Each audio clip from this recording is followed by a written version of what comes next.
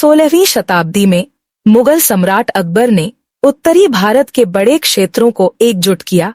अपनी सैन्य कुशलता के लिए प्रसिद्ध अकबर ने कई सफल विजय अभियानों का नेतृत्व किया, जिससे विभिन्न क्षेत्रों और संस्कृतियों को साम्राज्य का विस्तार हुआ। लेकिन अकबर की महानता केवल विजय में नहीं, बल्कि उनके शासन में भी थी।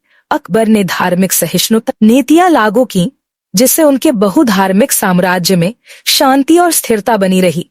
उन्होंने गैर मुसलमानों पर लगे जजिया कर को हटाया, धार्मिक संवादों को प्रोत्साहित किया और विभिन्न धार्मिक पृष्ठभूमि से अधिकारियों की नियुक्ति की। अकबर का दरबार कला और संस्कृति का केंद्र था, जहां कलाकार, कवि और विद्वान फले फूले, और उस युग की इंडो फारसी पहचान जरथुस्त्र और ईसाई धर्म के तत्व शामिल थे, उनकी एकता की दृष्टि का प्रतीक था। हालांकि यह उनके शासन के बाद समाप्त हो गया, लेकिन यह उनकी समग्र दृष्टि को दर्शाता है।